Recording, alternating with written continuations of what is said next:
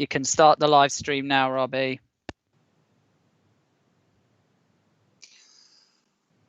Well, good evening, everyone, and welcome to this virtual planning committee of Basildore District Council.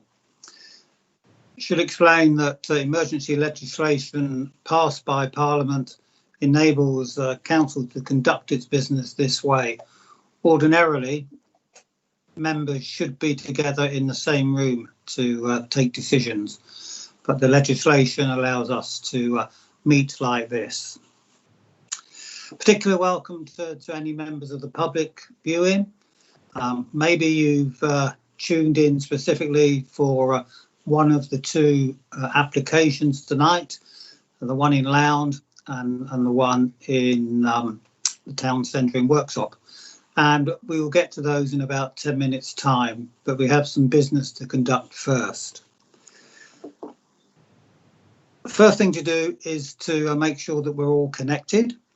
And I'm going to do a roll call of members to make sure that they can hear the proceedings. So, start with Councillor Brand. Present, Chair. Thank you. Councillor Challoner. Present, Chair, thank you. Thank you. Councillor Fielding. Present, Chair. Thank you. Councillor Freeman. Present, Chair. Councillor Oxby. Thank you, present. Councillor Quigley. Councillor Quigley is not in the meeting, Chair. Okay, thank you. Councillor Richardson. Present, Chair. Thank you. Councillor Sanders. Good evening, Chair. Thank you. Councillor Schuller.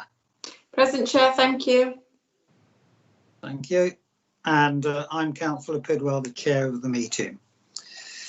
We also have a number of officers in attendance tonight, and I'll introduce those. I'll introduce Mr. Krozak, who's our chief planner. Can you hear us? I'm present, thank you, Chairman. And the council solicitor, Mr. Wormwold. Yes, present, Chair. Okay, and their role is to assist the committee in reaching its decisions. Tonight's committee clerk is Ellen Hinsley. Present, Chair. Thank you. Ellen will take the minutes of the meeting and record any votes. And finally, we have the facilitator of the meeting tonight, Mr. Lavender. Present, Chair. Thank you. Mr. Lavender has the job of keeping us all connected and introducing the public speakers in due course. Should anything go wrong, it will be his voice that will notify us of that, and we will act accordingly, depending on what the technological problem is. Okay, so we'll move on now to the apologies. Do we have any apologies tonight?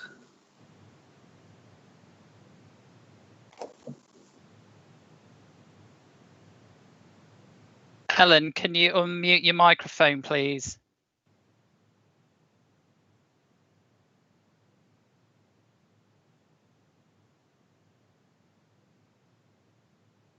We can't hear you, Helen. We can't.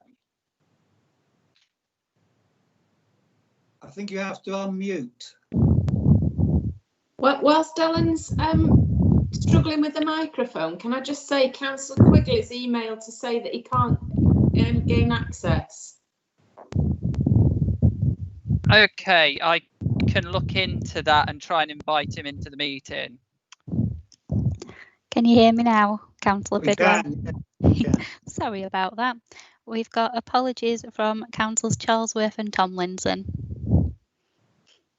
Okay, thank you. So until Councillor Quigley joins us, we have 9 members who will be voting on the applications.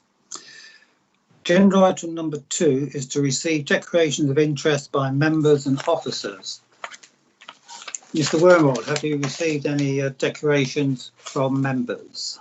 Thank you, Chair. Yes, I've received a declaration of a non-pecuniary interest from Councillor Richardson in the first planning application A1. Thank you. Have you received any conflicts of interest by officers? No, Chair, I haven't. Thank you. I should explain that although this is a public meeting, only those people who have been nominated to speak will be allowed to speak. In fact, we have 3 speakers tonight, all on the Sutton cum Loud application. Agenda item number 3, minutes held on the 16th of September Planning Committee, and they're on pages 5 to 10 of the agenda. Can I assume that these are an accurate account of that meeting? Is there anyone who would dissent from that in any way?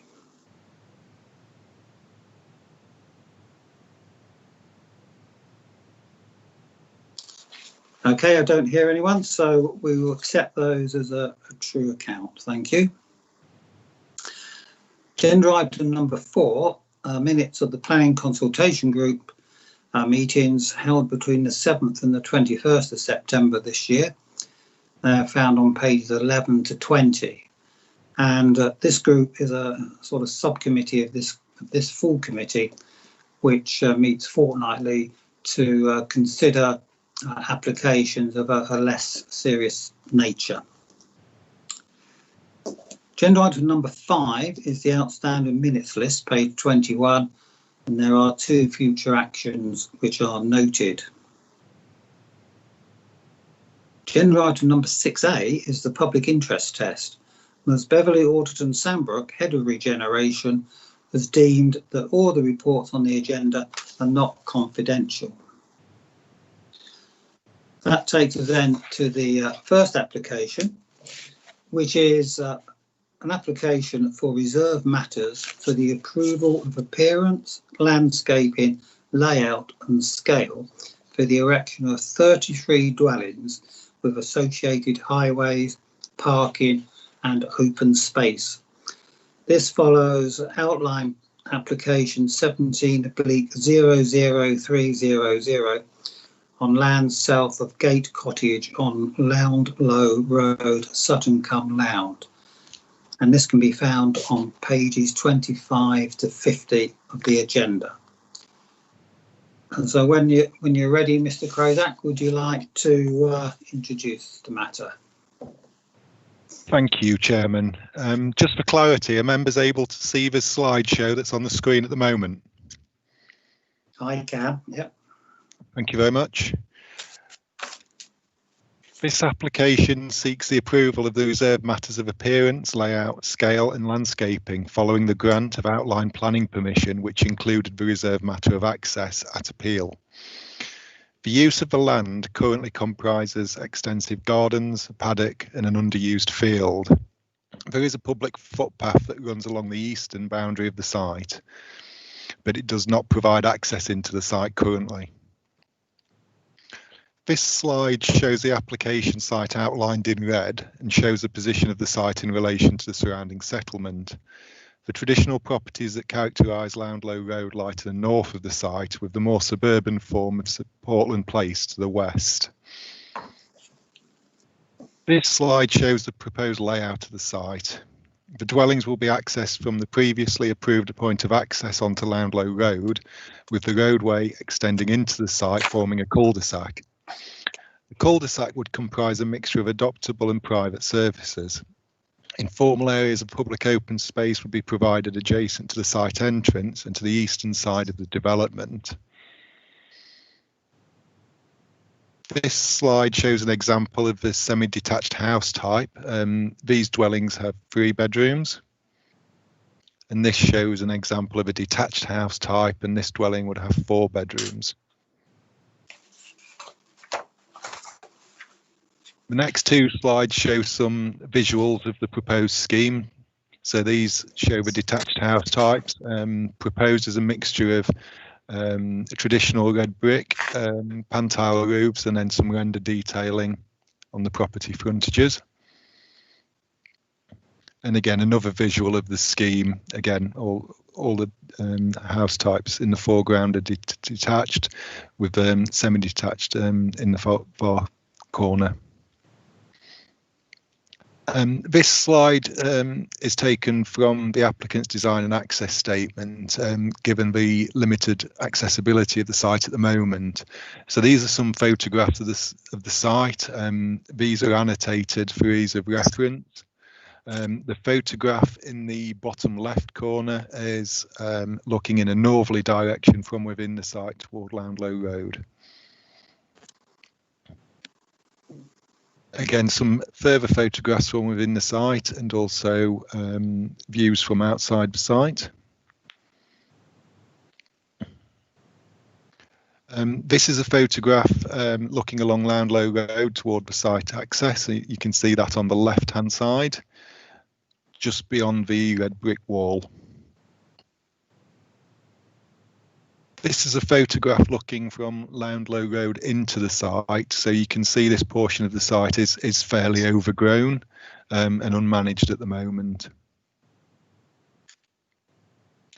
This is another photograph looking along Loundlow Road with the site access on the right-hand side this time. This is an example of the properties on Portland Place. So the character of this area is very different to that of Loundlow Road, which is characterised by much more traditional red brick properties with pan-tile roofs. This photograph shows the public footpath that runs to the eastern side of the site. So this is looking in a southerly direction, so the site is on the right-hand side of the photograph beyond a hedgerow. So moving on to the report, consultee comments are summarised on pages 28 to 31 of the report. It should be noted that Nottinghamshire Wildlife Trust have raised some concerns that the full ecological report is now out of date and that the development does not appear to mitigate the loss of habitat areas within the site. Sutton Parish Council have objected to the proposal, and these comments are summarised on page 30 of the report. District Councillor Berth has also raised concerns regarding the proposal, and these are summarised on pages 31 to 33. In total, 70 letters of objection have been received, and the matters raised within these are set out on page 31 of the report. In addition to this, 2 letters of support have been received, and these are also summarised on page 31. The report makes it clear that the principle of residential development on the site has been established following the Planning Inspectorate's decision to allow the appeal against the Council's decision to refuse the previous outline planning application.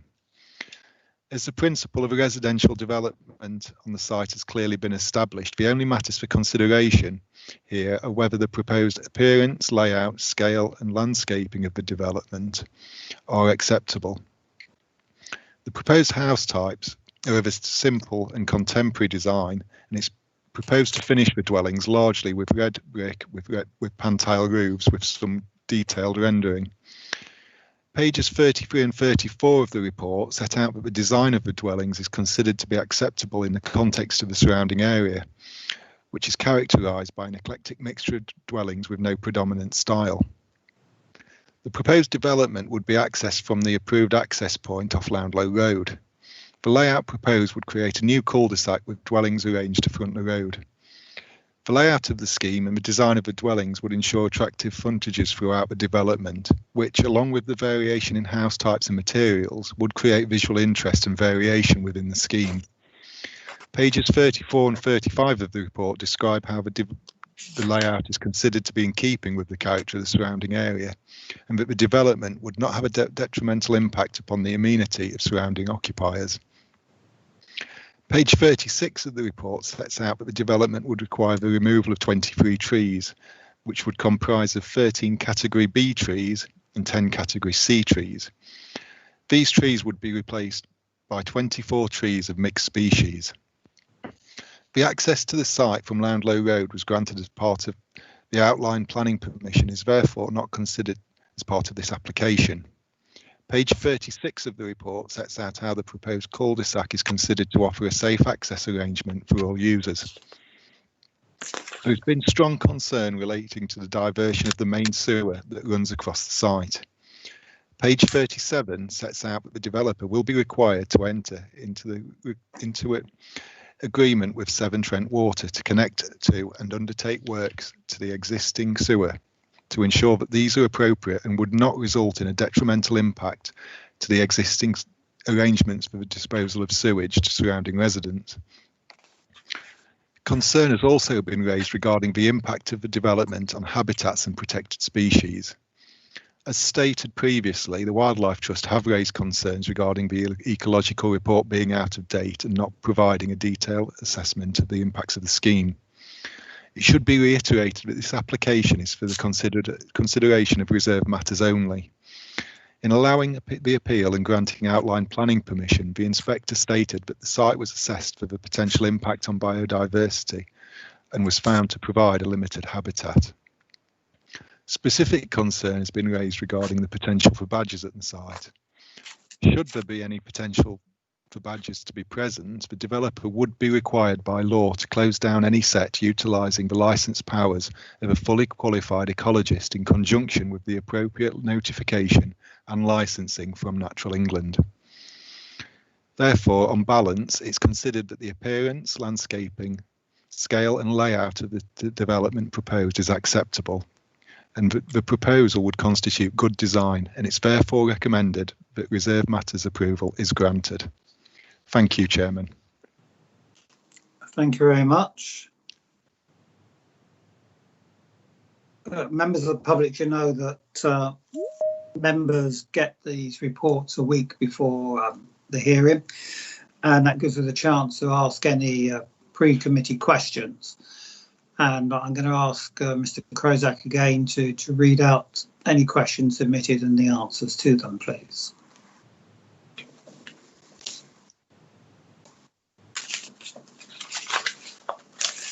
So, in respect of this development in particular, we've received questions regarding drainage, wildlife within the development,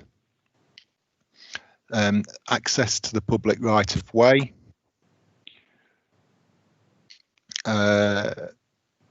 loss of trees and clarification on the category of trees, and electric charging points being made available for vehicles, electric vehicles within the development. In response to the questions, officers have responded stating that the applicant has submitted a detailed drainage strategy, which the lead local flood authority at the County Council are satisfied with, and has demonstrated that there wouldn't be an increased flood risk to surrounding land. In terms of wildlife matters, these have already been addressed in the presentation, but clarification was provided in respect of the previously submitted extended phase 1 survey. And again, this is an application for reserve matters only, and the impact on wildlife was considered at outline application stage. Clarification was provided in respect of the category of trees, and details were provided in respect of how trees are categorised. So category B trees are of moderate quality with an estimated life expectancy of 20 years.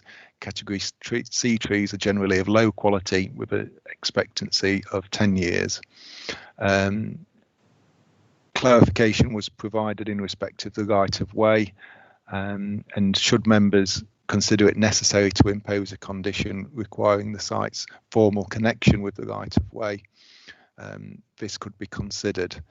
A condition regarding charging points within the development could also be considered, should members consider it necessary to impose that. Thank you, Chairman. Okay, thank you. Let's move on to our first speaker for this matter. And Ellen, can you tell us who it is, please? Hi, our first speaker is Angela. Okay, thank you. And I think this is, hello, Councillor Close, are you, from the Parish Council? That's right, yes. Okay. I don't know if you've spoken at these events before, but you have 3 minutes to speak. Okay. We will be timing you, and we will give you a 30-second reminder towards the end. So when you're ready, please start. Okay, thank you. Good evening, and thank you for allocating me the time to speak at your planning hearing. I represent Sutton-cum-Lown Parish Council. We continue to have significant concerns around this planning application, and they are fully documented in your planning committee report as alleviated by Mr. Furdak. However, there is little evidence in that report which alleviates or indeed eliminates any of these concerns. Only one issue has been remedied, and that is of the 3-storey houses on the site that have now been changed to 2-storey houses. We still contend that 32 houses on this site will have a huge impact upon the village, and that the site and position of this plot is too small for such a large development. Our concerns around drainage and the impact of these additional houses will have on it already stretched on an already stretched system have not gone away. Severn Trent's response to this implies a suck it and see approach, admittedly at the cost of the developer, but this does little to alleviate our concerns. Access and egress from this site causes great concern, with an increased number of vehicles, potentially up to about 70, entering an already dangerous part of the road. There has already been significant building and development in this older part of the village, again adding to an increased traffic use on the road, which has limited visibility in that area.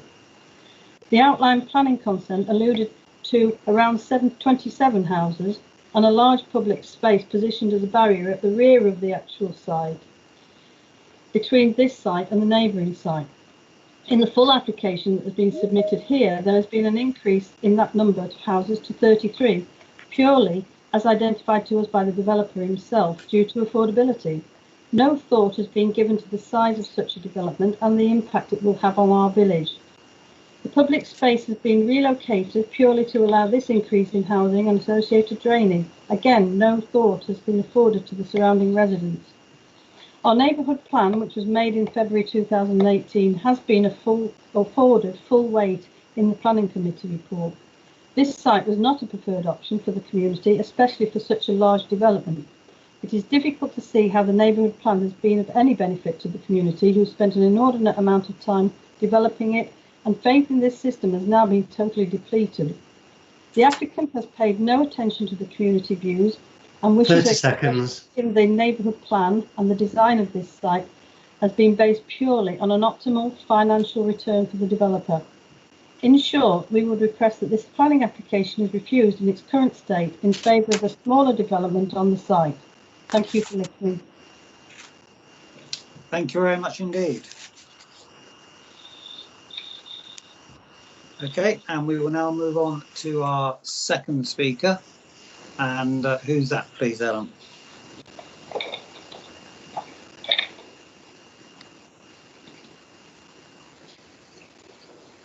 You're still mute. Ellen, you need to unmute yourself. Okay. Got the wrong one. Yeah, it's all right.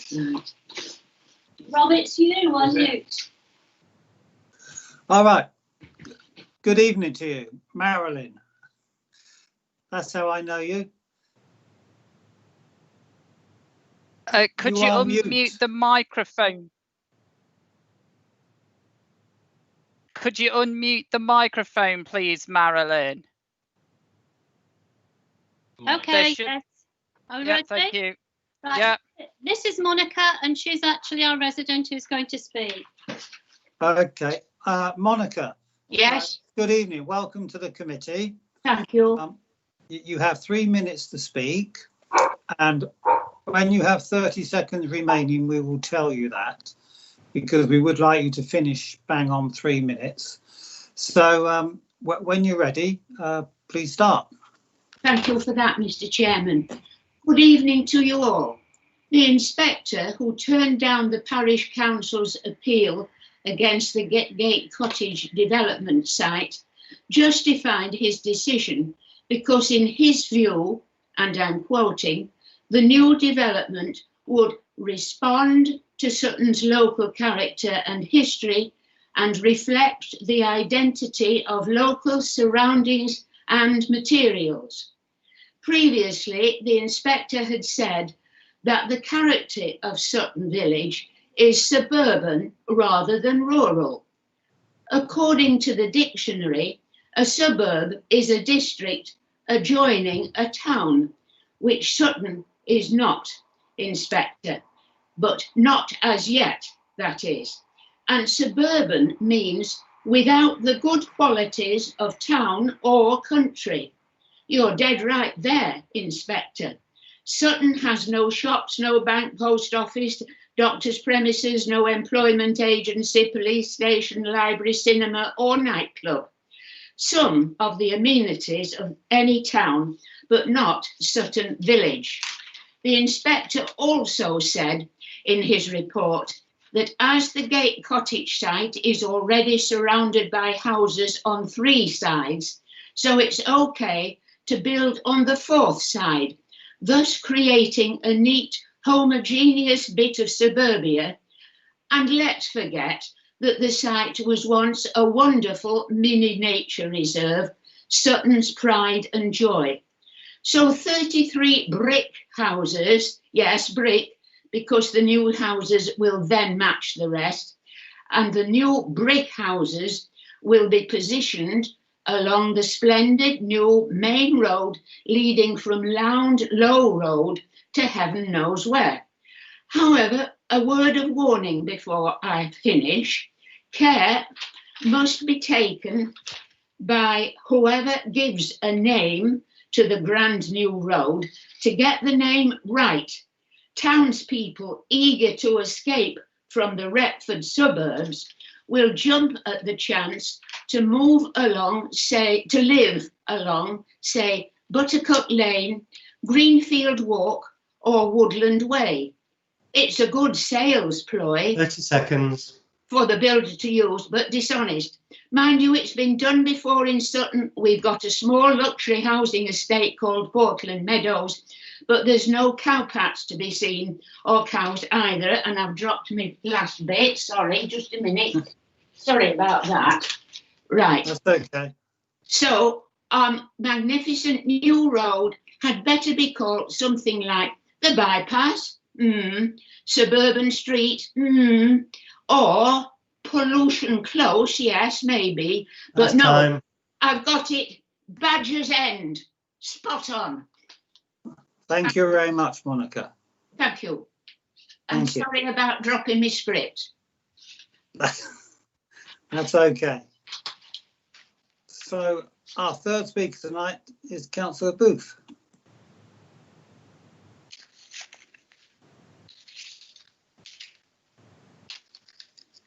Councillor Booth, are Yeah. you there? Can you hear me?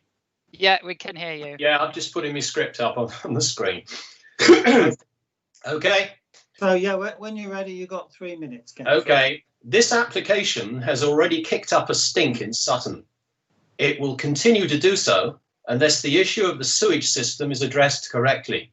The main sewer that the developer proposes to dogleg serves Barnby Moor and Sutton, and of course the all-important primary school. The sewage system is already running close to capacity and requires frequent attention. Severn Trent's 11th hour response as consultees throws up a few caveats to the developer's proposal. Not enough as it stands.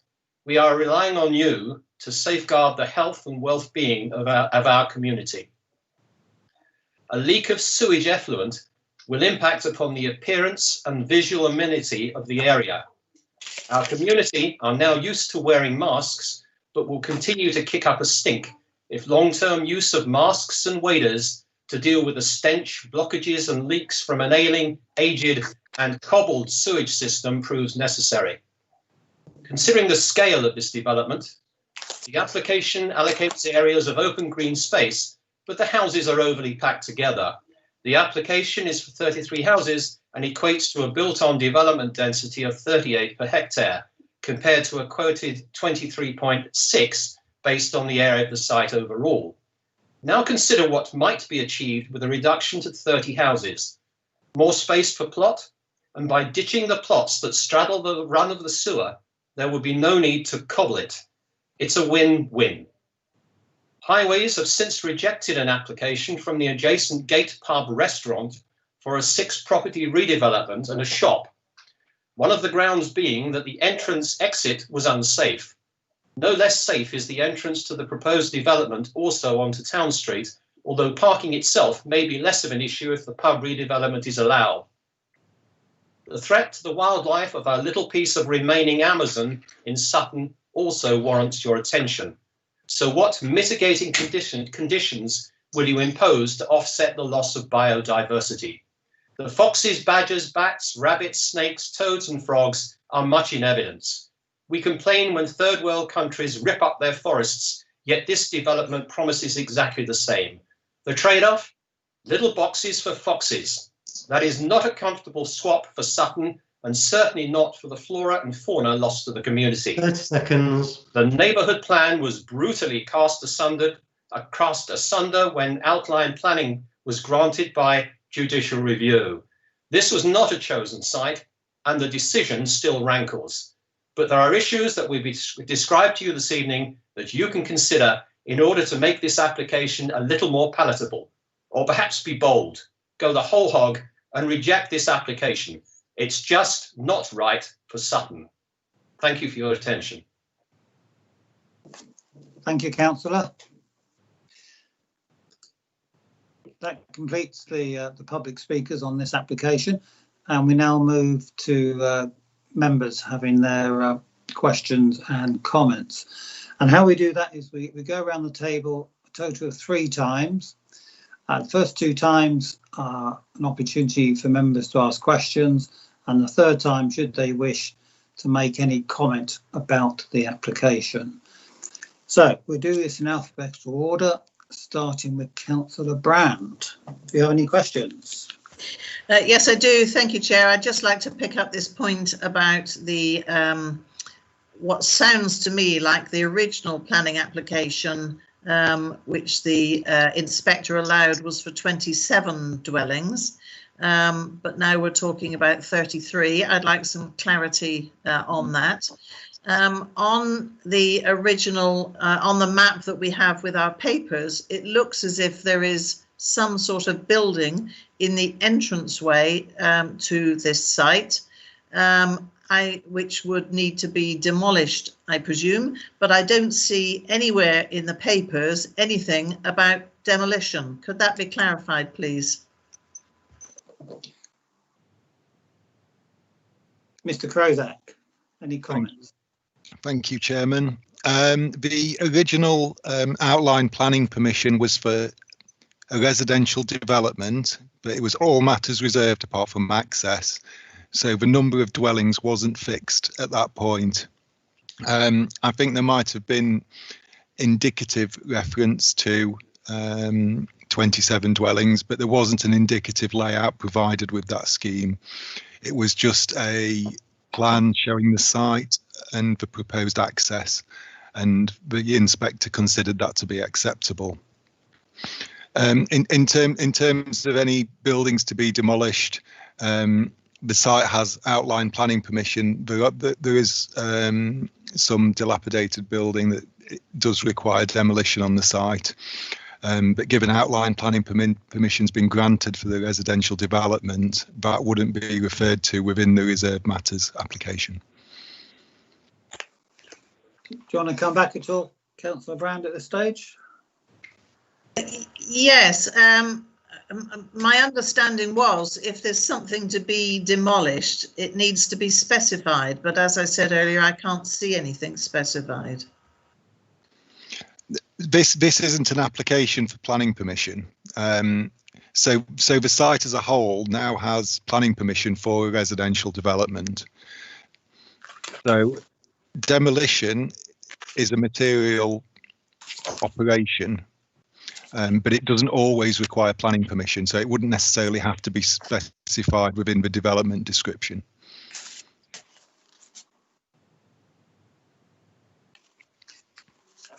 Okay, thank you. Councillor Challoner, do you have any questions?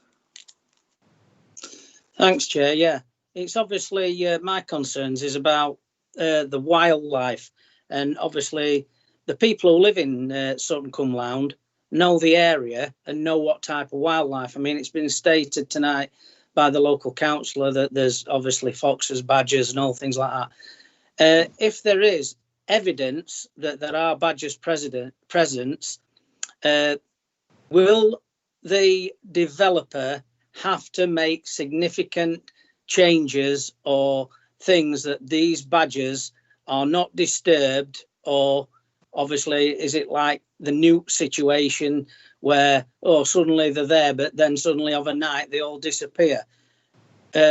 Wildlife is very special and is getting rarer in this country. So we do need to be specific about the wildlife side. That's my question. Thank you. Mr. Kozak? In terms of the presence of any badgers, obviously we can't confirm or just completely preclude that in a public forum. Should badgers be present on the site, a qualified ecologist would be required by law to close any form of badger set and replace it elsewhere.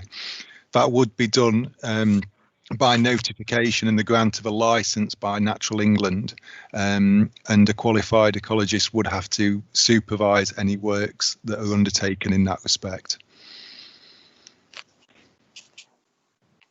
Do you want to come back, Mr. Thank you, Chair. No, that's it. Thank you. Okay, thank you. So we move on to Councillor Fielding. Do you have any questions? Yes.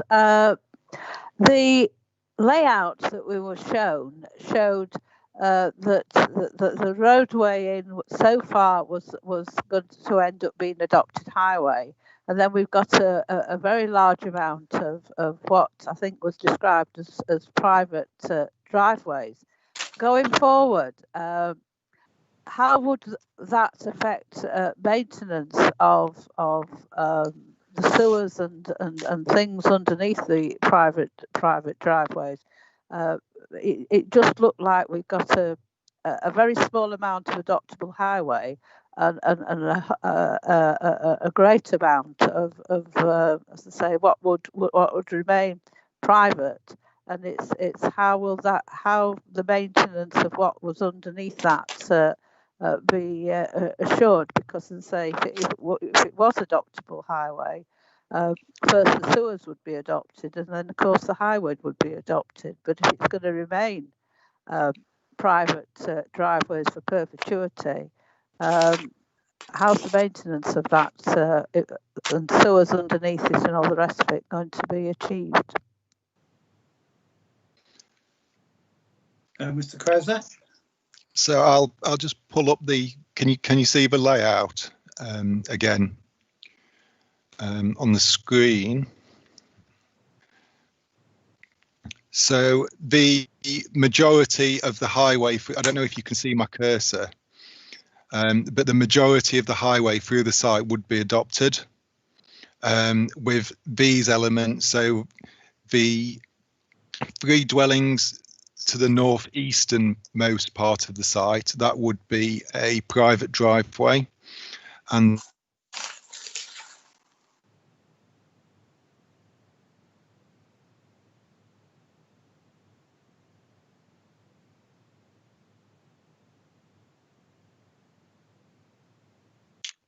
we've lost you.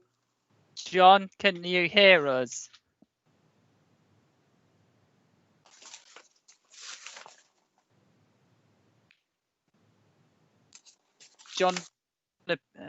John appears to have frozen, Chair. Would you like to postpone the meeting while we try to get him back?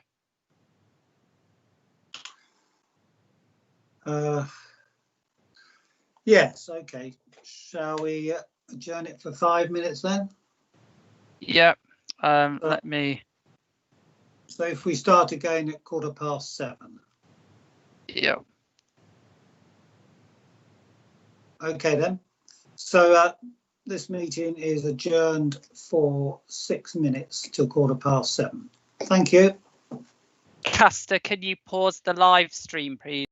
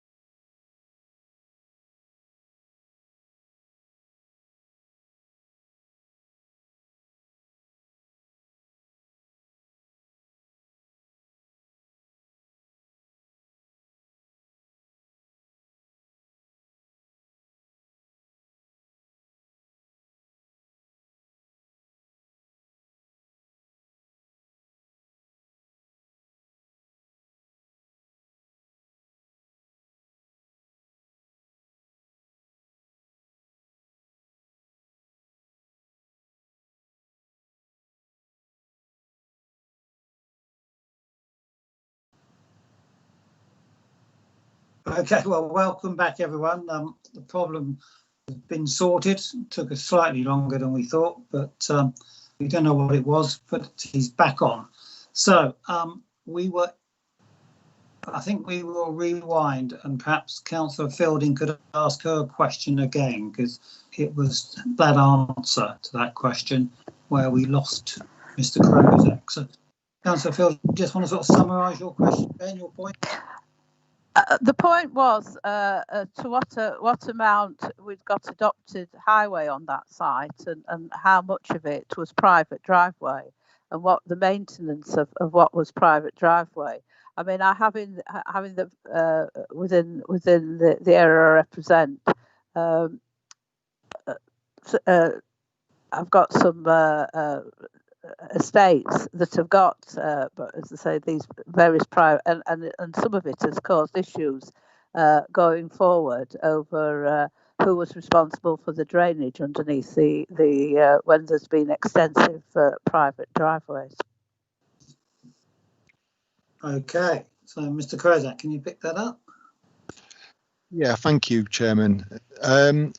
So there'll be two portions of private driveway within the development. They will serve the 3 dwellings to the northeasternmost portion of the site, and the 3 dwellings to the southwesternmost portion of the site. So the majority of the highway would be adopted and therefore maintained by the highway authority at the public's expense, with the remaining small portions of the private driveway being maintained by the residents of the 6 dwellings that would be served by those. But all the rest of the highway drainage, etc., would be fully adopted and maintained by the highway authority. Okay, Councillor Fielding, do you want to ask anything else at this stage?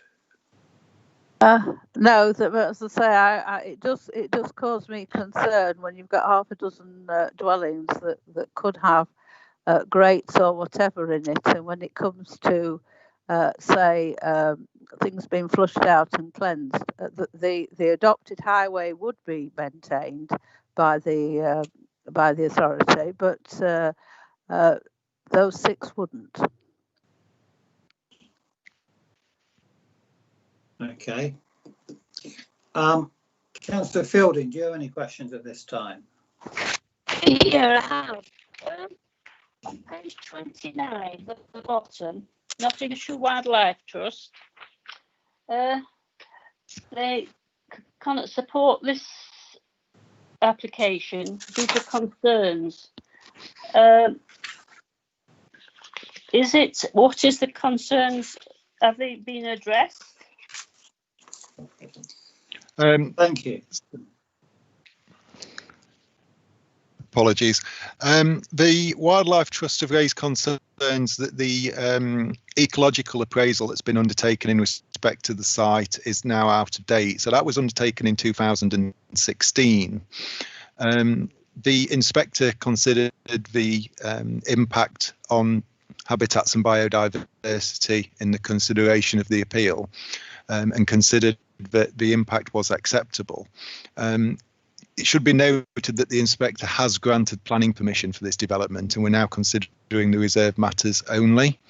The inspector considered that the impact on habitats and biodiversity would be acceptable, and didn't impose any further safeguarding conditions and didn't require any further surveys or reports to be submitted in conjunction with any reserved matters application.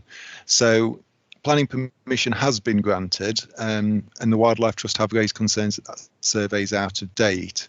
We have received an up-to-date survey in terms of bats and badgers. I've already addressed the concerns regarding any potential for badgers on the site, but in terms of bats, a further survey has been undertaken, and no bat roosts were found to be present at the site at this time. Can I ask another question, please? Yeah. On page 30, the strategic housing, is there no 2 or 3 bedrooms or two older persons bungalows. That's the concern of the Bassett Law Strategic Housing. In terms of the mix of dwellings on the site, that is outlined within the report. So there are 8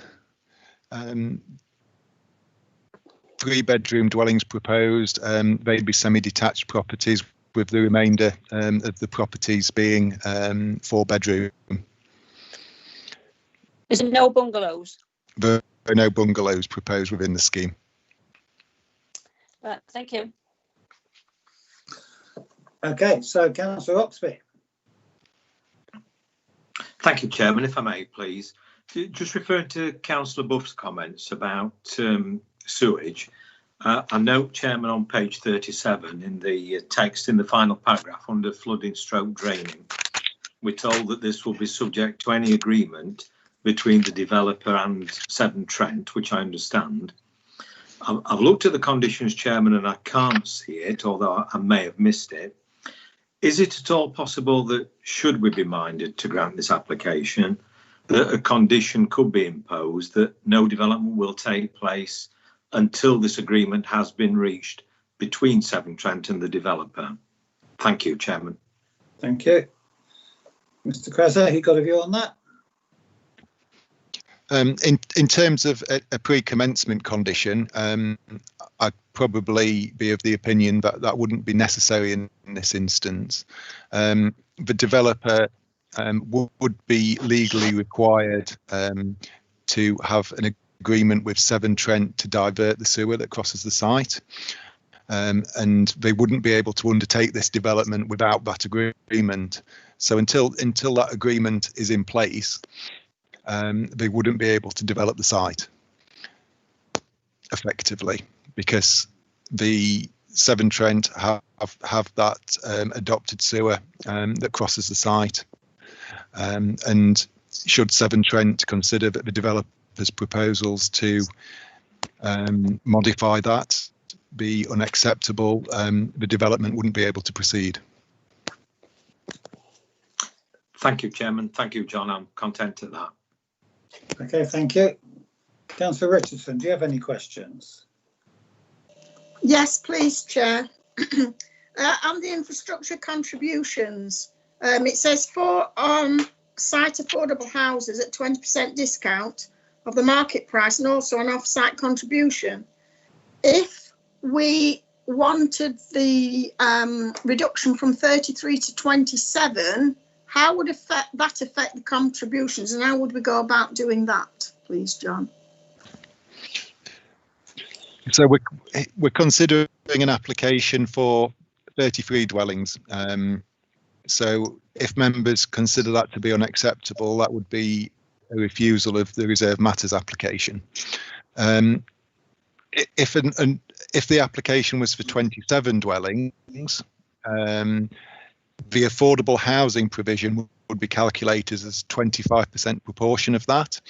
So with an outline planning application, a percentage of affordable dwellings is specified within that agreement. So that's calculated on the number that then comes in at reserved matters stage. So, for example, if it was a development of 27 or 28 dwellings, it would be 25% of that number. Yeah. Thank you, John. No further questions, thanks, Chair. Thank you. Councillor Sanders, do you have any questions? Yes, please, Chair, if I may. Just picking up on what Councillor Oxby was talking about with regards to the drainage. On page 30, under Severn Trent Water, in that paragraph, there are quite a lot, or there's quite a lot of the use of the word may with regard to undertake a more extensive study and if capital improvements are required. It does concern me that potentially the development may start only for them to find that they've overloaded the sewerage system. So I go back to the 106 agreement and ask again what Graham's just asked. Would it be of benefit for us to actually put down a 106 agreement to actually make sure that we don't end up in a situation where we're putting residents of Sutton Come Lown in a position where the sewers are overflowing. Mr. Crozat?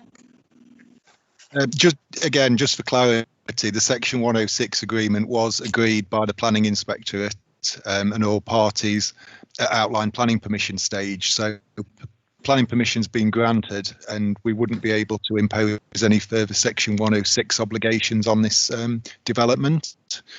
In terms of the proposal to divert the sewer, so this would be covered by Section 185 of the Water Industry Act, and this process requires that all works are carried out strictly in accordance with the Sewer Authority requirements. So that's Severn Trent. It's my understanding that the requirements under this section are very robust and are designed to ensure that there's no detriment to the public sewer system. And there may be a benefit to this in that historic sewer systems are replaced by new systems with longer lifespans, and it may overcome certain maintenance issues. Obviously, the applicant stated that placing the adopted sewer beneath the new adopted roads with the appropriate access through manholes would also ensure ease of access for Severn Trent over and above what the current situation is, because we have a sewer that's currently crossing private land, whereas if there are manholes within an adopted highway, it gives them ready access to maintain that.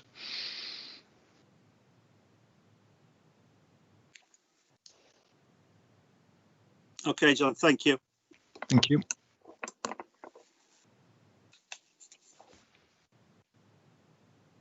Chair. Councillor Pidwell.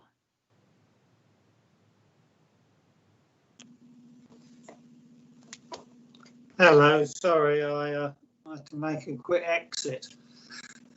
Councillor Pidwell, Chair, Michael you missed out Councillor Quigley, so you went. Oh, thank you, I did. Sorry. So we go back to Councillor Quigley. Thank you, Chairman. When I went to school, Q did come before R&S, but and it still does. And it still does, yeah. Just a point of clarification, really. But there's been talk about 27 houses and so on. Firstly, where has this figure come from? Because I don't think it's part of any of the applications that we've heard or the appeal. And the outline planning permission didn't specify how many properties that they could build on there, which is why we're discussing this reserve matter. So I'd just like a bit of clarity on this, where this 27 figure comes from and what the difference is between 27 and 33. I know what it is mathematically. Yeah. In terms of that reference, I think there may be reference in the outline planning application of circa 27 dwellings. In terms of the assessment of the impact of the proposal, it was made in respect of a residential development. So, for example, the Highway Authority took a calculation based on the entire site area and took a worst case scenario of up to 45 dwellings. And that was just based purely on a 30 dwelling per hectare assumption. So, for example, the Highway Authority have assessed it as an up to a 45 dwelling scheme, and they would consider the impact of that to be acceptable on the surrounding highway network. So in terms of the reference to 27 dwellings, the scheme isn't tied to that because it wasn't conditioned at outline planning application stage.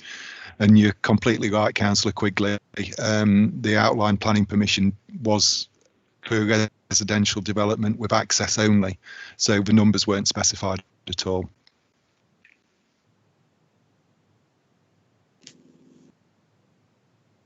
Do you want to come back, Councillor Quigley? No, I think that answers my query and clarifies the situation for me. Thank you.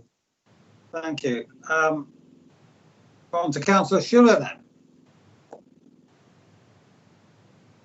Thank you. I think my points were in relation to these numbers that Councillor Burf actually said about the proposed 27, and that this equates to 38 per hectare and the safety of the highways. But I think you've adequately addressed that, John. You're telling me that they've looked at it and they've actually said that it would be safe with 45 houses on that site with that very limited viewpoint of access. So the outline planning permission granted that point of access for a residential development.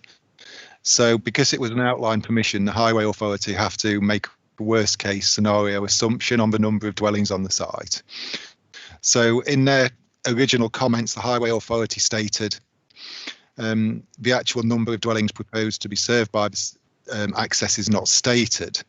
The site area is quoted as being 1.46 hectares. A development of 45 dwellings could generate the following number of vehicle trips, and they set out the trip calculations, and they go on to say this is comfortably below the threshold for which the Highway Authority would usually require a transport assessment. Therefore, there are unlikely to be any highway capacity concerns as a result of the development.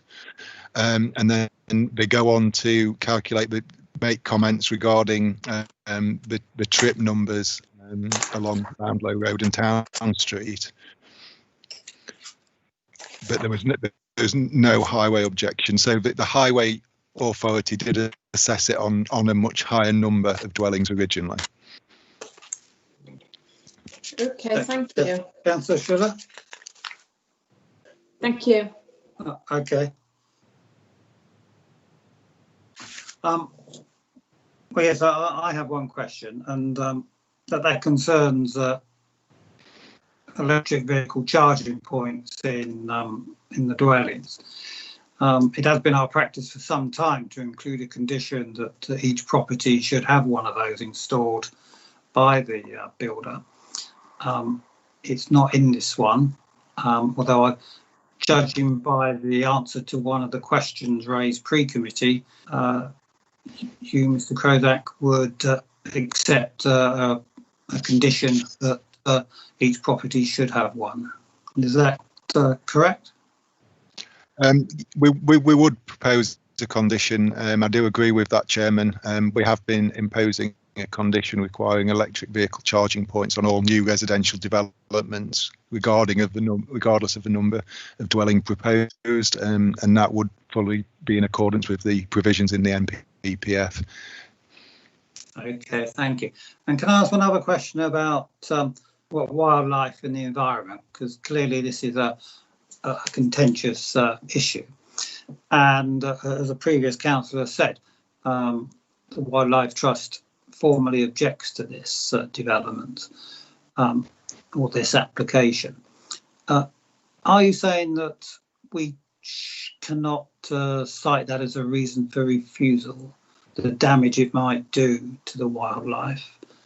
Are you saying that that's a matter that is done and dusted at outline stage?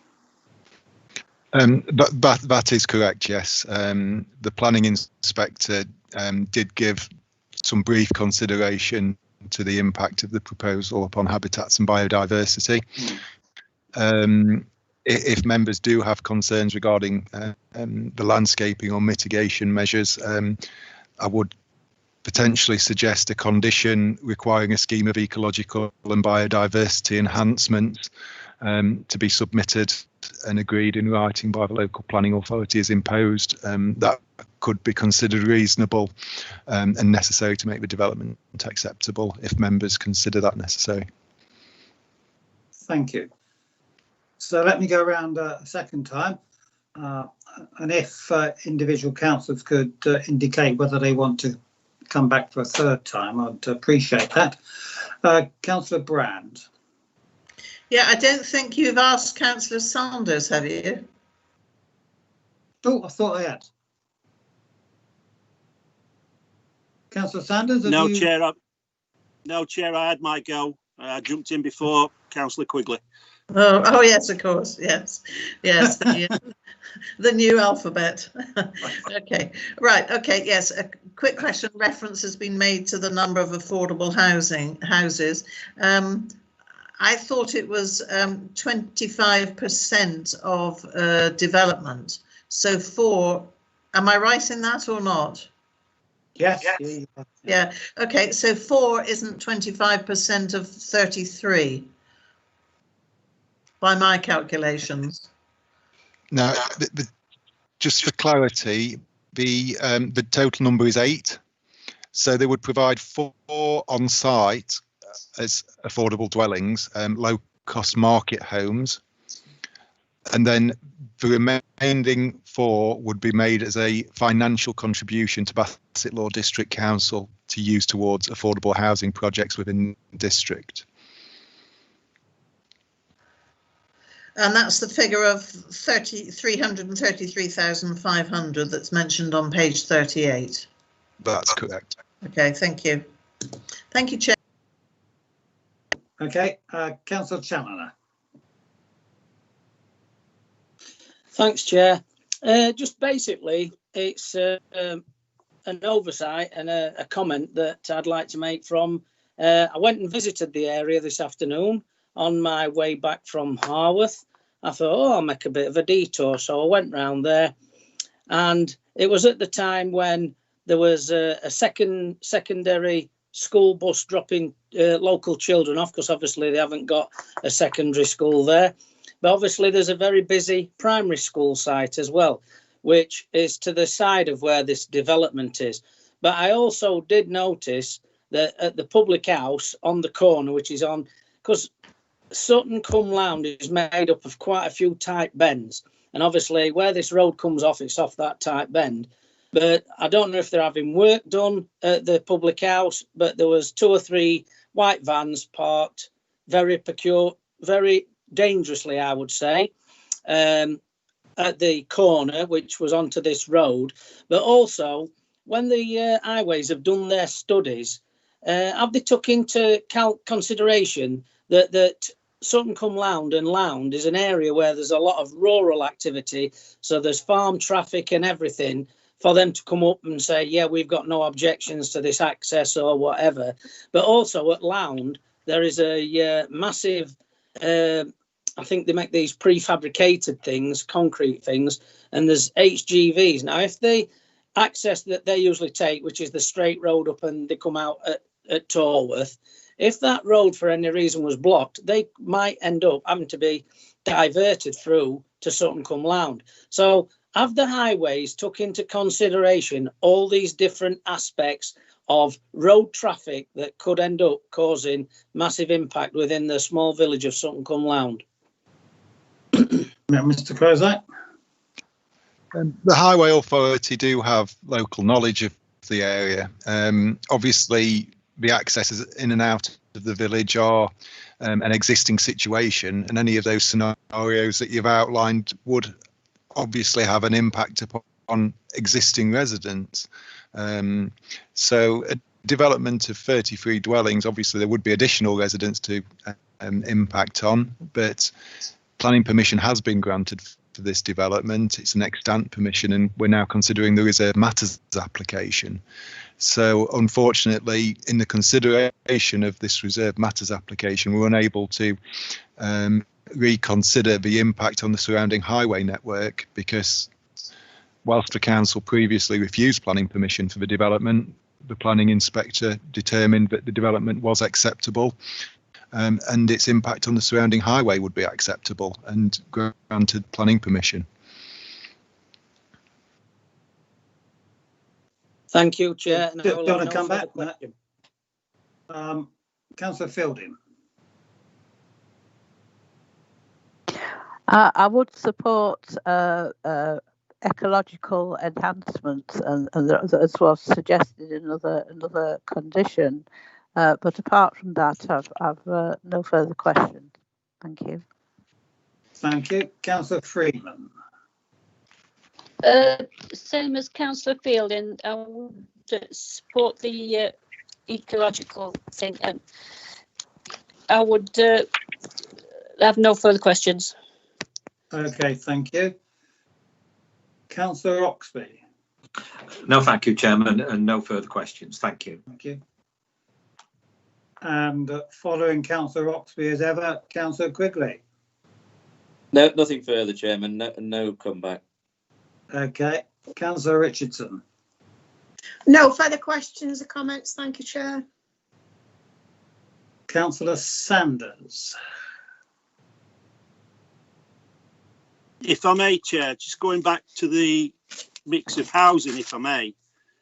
So it's 8 3-bedroom houses and 25 4-bedroom houses. But on page, I believe it's 28, where it's outlining the neighbourhood plan, I think under policy number 2. It says planning applications for housing schemes are required to deliver a housing mix that reflects the demonstrable need for smaller market dwellings. Was that taken into consideration when we were looking at the size and scale of this development? There was discussions between the case officer and the developer in terms of delivering smaller dwellings. The delivery of smaller dwellings would increase the density on the sites, so more dwellings would be proposed. In terms of exploring schemes with smaller dwellings, it was felt that this development with the scale of dwellings proposed would better reflect the character of the surrounding area rather than more modest 2-bedroom dwellings that would lead to a much more dense development but would be less reflective of the character of the surrounding area. So this development's considered to be more reflective of the character of Portland Place and the surrounding settlement. Do you want to come back? If I may, Chair. So all I'm a little bit confused with that, because it does say, and it is in the neighbourhood plan with regards to smaller market dwellings.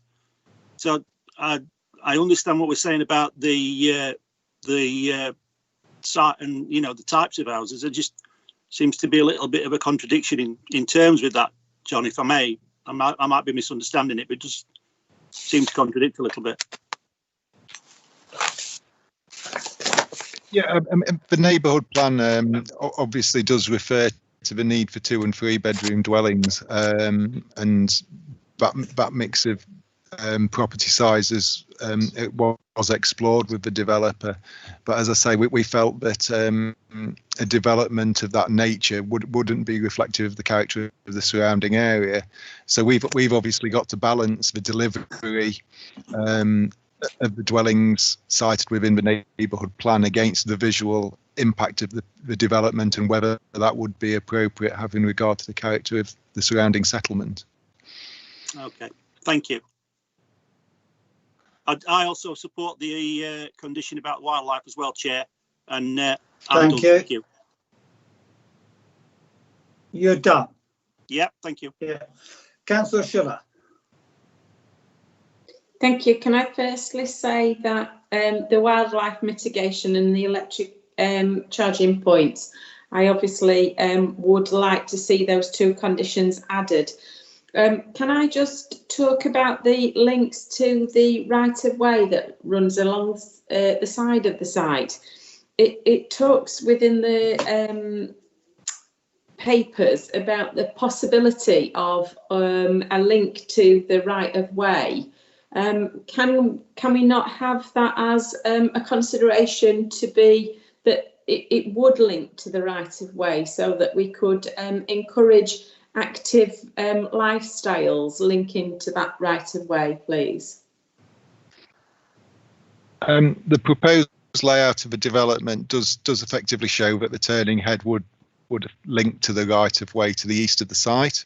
But if members would like some comfort, we could impose a condition requiring precise details of how that would link into that right-of-way. I, for one, would like to see that so that we can, so that it meets with the residents that actually live in the area now, and that we're not sort of encroaching on other people, on the right of way, and impacting on their leisure time, and that we are encouraging activity in that development.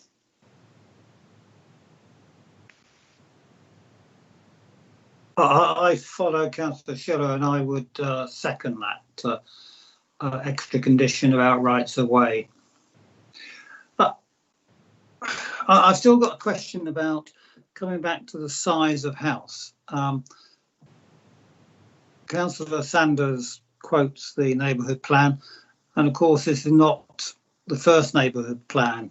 Indeed, virtually every neighbourhood plan I've read wants to see smaller developments, smaller units in their area. Mr. Crowther, your defence for that seems to be to say, well, there are a lot of similar sized houses to the 3 and 4 bedroomed being proposed here, therefore it wouldn't be out of keeping. But that's presumably why the neighbourhood plan people want to see smaller developments, because their villages are full of bigger houses, so they want to see more diversity. I don't know if you've got any comment on that. Yeah, we obviously do accept that point, and the neighbourhood plan policy was there for a reason. But tonight we've obviously heard concerns regarding the impact of the numbers of dwellings within this development, in terms of the impact on the existing sewage system, on infrastructure within Sutton cum Lound, and obviously a more dense development of smaller dwellings would have a greater impact than this development that proposes 33 dwellings of a mixture of 3 and 4 bedrooms. So in terms of our decision making, we've got to try and strike a balance between what the neighbourhood plans are obviously striving to deliver, and then all the other material considerations, including the character of the site, surrounding area, and the impact of the development on the surrounding infrastructure. So there's always a little bit of a tension there, but obviously delivering smaller dwellings is inevitably going to lead to greater numbers on the site, and that would lead to a greater highway impact, and as I said, on the existing infrastructure such as sewage. Okay, thank you. Right, during that round of questions, I think the application has sort of gained 3 extra. People hearing me? I'm getting feedback. Okay. The application has sort of gained 3 extra conditions suggested by members. One is an ecological and biodiversity enhancement scheme. 2 is the installation of electrical vehicle charging points in each property. And 3 was making sure that the rights of way connect to the existing rights of way, I think. And each of those got at least 1 seconder. So I'm assuming that those 3 additional conditions are acceptable to members, but if not, if you want to speak against any of those, then please take up the opportunity as we come to this final round of comments. Councillor Brandt, do you want to make any final comments? Yeah, I support all 3 of those additional conditions, Chair, but I would like to suggest a 4th one, which was alluded to earlier, and that is that development shouldn't commence until agreement has been reached with Severn Trent. Okay. Does that have a seconder? I'll second that, Chair. Dave Challoner. Okay. Mr. Krozak, I invite you to comment on that at the end, I think, if that's okay. Councillor Challoner, any other comments? No, thank you, Chair. Councillor Fielding. No further comments, but I support the further conditions. Okay. Councillor Freeman. No more questions, and I do support the 3 comments. We're up to 4 now. 4 then, the 4 comments. Okay, thank you. Councillor Oxby. No, thank you, Chairman. Councillor Quigley. Just one point, that I think the requirement on Severn Trent is a legal requirement with the developer anyway, so do we need to condition it? Okay, perhaps Mr. Kryzak could come in at this point then. As to the viability of that extra condition around Severn Trent. Councillor Quigley is correct in that the developer would be required to divert that sewer as part of this development, and it is a legal requirement to get the agreement of Severn Trent as part of the Water Act. Obviously, conditions have to meet certain tests, and one of those is it has to be necessary and relevant to the development permitted. So in this instance, I don't consider that condition is necessary in this instance.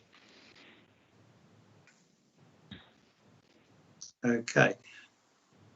In view of that, I don't know if Councillor Brand wishes to withdraw. Well, is there any harm in putting it in as a condition? Okay, it'll duplicate what you referred to about the Water Act, John, but I wouldn't have thought it was harmful to keep it in. Comment on that? I don't have anything further to add. Thank you, Chairman. It's obviously a decision for members to take in that respect. Okay, thank you. Mr. Kryzak, would you be able to form of words around the condition for Severn Trent? And I'll ask you for that before we go to the vote, so we know exactly what members are voting on. I think the other 3 are clear, but maybe not that one. Where were we? Councillor Richardson. No further questions or comments. Thank you, Chair, but I will agree on the 3 until we clarify the 4th. Thank you. Councillor Sanders. No further comments, Chair, and I support all amendments as proposed. Okay. Councillor Schiller. Just one further question in regards to, sorry? Yes. In regards to these being family orientated homes, where are the play facilities for children and young people in the area? Can you help us, Mr. Kryzak? In terms of formal play, I think the nearest playing area or outdoor play is at the village hall, further along the road from the site, and I understand that there's improvements to the play facilities there proposed. Are these outlined in the report, John? Because I can't think that I've seen them anywhere, and I'm flicking through it again now, and I can't see anything, and I can't see any. Have we requested any monies, for improvement to the play facilities? And that was all agreed at outline planning permission stage. Right. So the section 106 agreement has been agreed. I just need to double check the total amount of monies due towards play facilities. It's fine if it's already done. I'm quite happy to accept that that's been done at the earlier application. The only other comments I would make is I'm really saddened to see that Notts Wildlife Trust are not in step with this, and that we are actually going to disturb wildlife and potentially remove a habitation for wildlife, it concerns me greatly.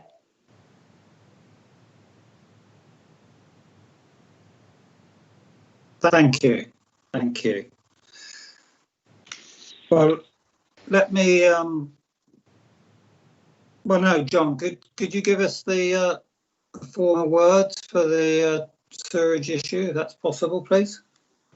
I think if members do wish to impose that condition, I don't think it'd be necessary to stop any development prior to that agreement being reached. Obviously, as dwellings are built, they're not immediately connected into the sewerage system. So it may be the case where we recommend a condition where it reads something: no development shall take place above damp-proof course of any dwelling until agreement has been reached with Severn Trent Water regarding the precise details of the diversion of the adopted sewer. Okay. I think that gets to the essence of members' concerns. So we'll proceed on that basis, and unless anyone jumps up and down. This is a reserved matters application with the principle of development having been established on appeal by the planning inspector. This committee initially refused the outline application, I think 3 years ago, went to appeal, and the inspector granted it. His reasoning was challenged by the council under judicial review, but the judicial review found that the inspector had acted properly. So it's got a long history, and it's important, therefore, to remember that access was determined has already been determined.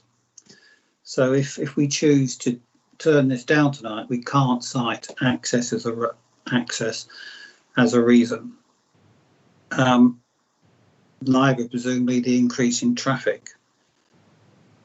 We're also told that the impact on wildlife cannot be a reason for refusing a reserved stages application, although we have got an extra condition which might well address that to some extent. In terms of how many houses, we've all had the benefit of looking at the inspector's decision, and there's no mention in there at all of any upper limit. So the developer coming with 33 is entitled to do that. The recommendation of our planning officer is to approve these plans, as on balance it is considered that the appearance, landscaping, scale and layout are acceptable and in compliance with our policy requirements and those of the National Planning Policy Framework. So the recommendation before you is to approve this application with the conditions in the report, plus the 4 additional conditions around ecology, electrical vehicles, rights of way, and an agreement with Severn Trent. So that's the basis on which I will ask people to vote. So, Councillor Brand. In favour, and will you excuse me if I now leave the meeting? Thank you, Chair. Certainly, yeah. Should explain that Councillor Brand has a parish council tonight. Councillor Challoner. For. Thank you. Councillor Fielding. For. Councillor Freeman. For. Councillor Oxby. Thank you. For. Councillor Quigley. For. Councillor Richardson. For. Councillor Sanders. For. Thank you. Councillor Schuller. For. And I too am in favour. So that is unanimous So that application is granted. Thank you for that. A long one, but an important one. And so we now move on to the second application, which is a change of use. I can find my bit of paper. Oh, yes, there it is. So the application is for a change of use from its existing use as shops, retail outlets, drinking establishments, hot food and takeaway, and nightclub, to Class D, which is a non-residential institution. And the building we're talking about is the Bridge Court, Bridge Place in Worksop, perhaps otherwise more popularly known as the old McDonald's and the old Co-op, if you can remember that. Okay, so the report is on pages 51 to 64, and when Mr. Krozak's ready with his slides, perhaps I can ask you to introduce it. Thank you, Chairman. Is everybody able to see the slides that I'm showing on the screen? Okay. Thank you. So, full planning permission is proposed for the change of use of Bridge Court from a mixed use comprising of retail and a nightclub to a use class D1 non-residential institution. The proposal is to use the building as a residential institution with NHS courses being provided to mature students. An ancillary cafe is also proposed to be provided. This slide shows the application site outlined within red and shows the position of the site in Worksop Town Centre. Bridge Court is located at the junction of Bridge Place and Watson Road in Worksop Town Centre within the primary shopping area. The site is outside Worksop Conservation Area but is within its setting as the boundary runs along Watson Road at this point. Watson Road is the main thoroughfare for traffic north to south. So the next few slides just show the current floor plans of the building. This is the basement. This is the current ground floor plan. And this is the existing first floor plan. So members are probably all familiar with the building, but this is looking at the corner of the building. We've got Watson Road on the left and Bridge Place to the right hand side of the photograph. This is a photograph looking along Watson Road. As you can see, parking in the area is very well controlled by double yellow lines, so there's no on-street parking available in the immediate vicinity of the site. Again, this is just another view of the building looking along Bridge Place, and again, parking's really well controlled on the street surrounding the site. Consultee comments are in the report between pages 53 and 54. It should be noted that the Highway Authority haven't objected to the scheme, having received further clarification in respect of the exact nature of the proposed use of the building. One letter of objection has been received from Royal Mail, who have a depot on Ryton Street. This objection is detailed on pages 54 to 56 of the report. Their objection relates to concerns regarding any development prejudicing the access to the depot. The report makes it clear that the principle of the proposed development is considered to be acceptable in this town centre location and is considered to make a significant and positive contribution to the local economy. Whilst the application does not propose any alterations to the exterior of the building, it is considered that bringing this vacant site back into use would have a positive impact on the visual amenity of the building and surrounding area by bringing activity back to the building, which would have a positive impact on the vitality of the building itself and the area. Pages 58 and 59 of the report set out that the highway impacts of the proposal are considered to be acceptable. The site lies in a highly sustainable location with ready access to public car parks and public transport, with the site being located within walking distance of both bus and train stations. The concerns of Royal Mail were fully acknowledged, and it's considered that inappropriate construction management would result in disruption to businesses and road users within the town centre, and this could be to the detriment of operations of nearby businesses and to the detriment of highway safety. Redeveloping a site within such a sustainable location as Worksop Town Centre would result in construction traffic within the vicinity of other businesses for a limited period of time, and some disruption may occur during the construction phase of development. It is considered that this impact can be made acceptable by imposing a condition requiring the submission of a construction management plan, which requires details of the routing of construction traffic, parking of contractors' vehicles and arrangements for deliveries to the site. Having considered the benefits outlined on page 60 of the report, it is therefore recommended that this scheme is granted planning permission. Thank you, Chairman. Thank you very much. I don't believe we have any public speakers tonight, so I will move round the table. And perhaps you could indicate if you want to come back for a second or third time. Councillor Challoner. Thank you, Chair. It's just one concern. Obviously, last year we had the horrendous flooding around that area.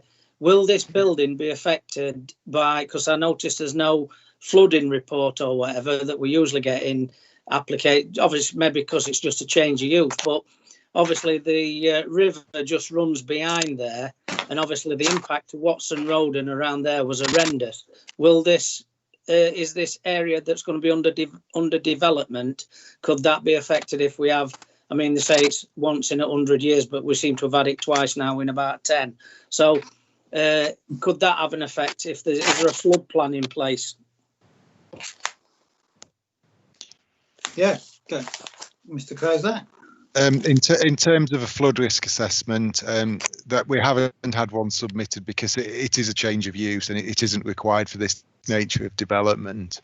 Obviously, the building could be brought back in. It has an established use, so it could be brought back into use for the current permitted uses at any moment in time. Obviously, a proposal here is for effectively a teaching institution for the NHS. There are works that are taking place outside of this planning application and the planning system to explore ways to reduce the flood risk in Worksop Town Centre, but that's an ongoing project that's taking place between the Environment Agency, the County Council, the lead local flood authority, and ourselves. Councillor Challoner. Thank you, Chair. No more further questions. Thank you. Thank you. Councillor Fielding. Councillor Challoner asked the question I was going to ask about on flooding issues. Excellent report. I've got no questions. Thank you. Thank you. Councillor Freeman. No questions, Chairman. Thank you. Councillor Oxby. Thank you, Chairman. No questions at present. No questions later. I fully support the recommendations, Chairman. Thank you. Thank you. Councillor Quigley. No questions or observations. Thanks. Thank you. Councillor Richardson. Two observations, please, Chair. Yeah. One is the drop off at the front, which was mentioned in the report, but down the side of the building where the old job centre entrance was, there are two small shops down there. One's a cycle shop and one's a supermarket of a description. I'm not quite sure. I've been down the back of there several times, and there is consideration about cleaning all the back of that. It is a car park at the back. It is the back of opticians that actually owns some of the private optician owns one of those shops as well. I have spoken to him when I was on my COVID team, actually, because he was concerned about rubbish collating at the back of there. So really, I think the drop-off point could be at the back because the car park's big enough. So I don't think that's going to be an issue at all. But also, I recommend this very much to be passed, because It is going to be of a use of NHS, plus it's got an art gallery, which is down my stream anyway, because I'm an artist. And also because that and the back of those shops then, where all this is fly tipping, we'll get quite a lot of fly tipping at the back of there, which probably councillors do realise. And that will all stop, because if it's used as a car park, obviously, Chair, then it would be cleared all the time. So I really support this application. Thank you, Chair. Thank you, Councillor. Councillor Sanders.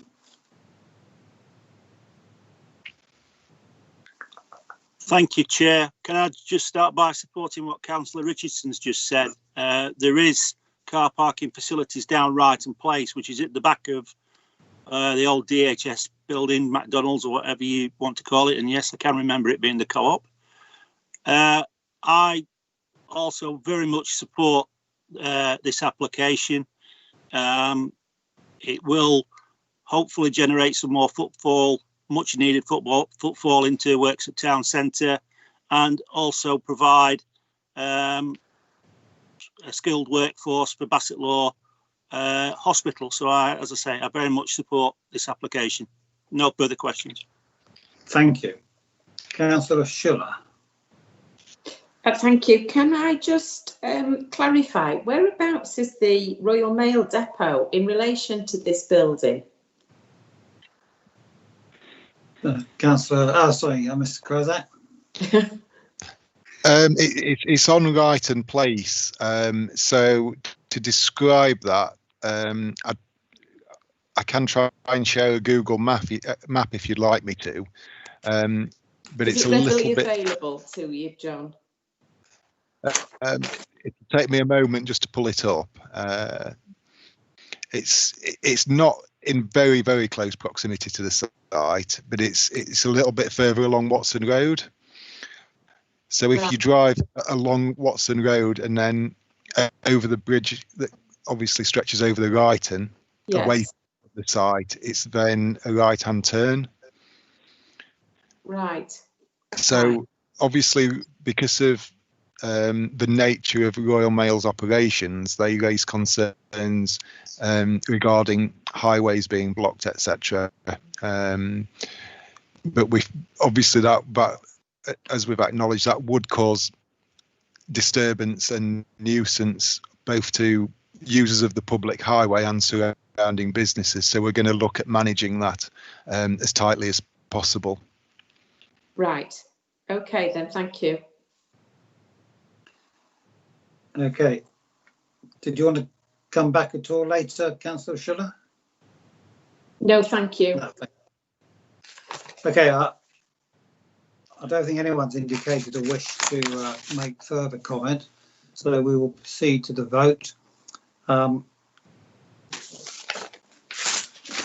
So we are voting on an application to change of use from existing use to another class, which is non-residential institution, which we've been told will be a training facility. So, how do you vote? Councillor Challoner. For. Thank you. Councillor Fielding. For. Councillor Freeman. For. Councillor Oxby. Thank you. For. Councillor Quigley. For. Councillor Richardson.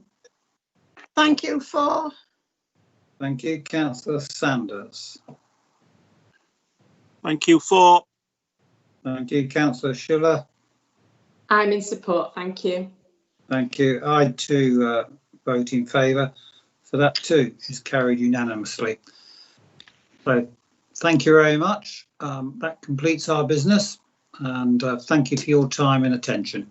Yeah. Good night, everyone. Thank you.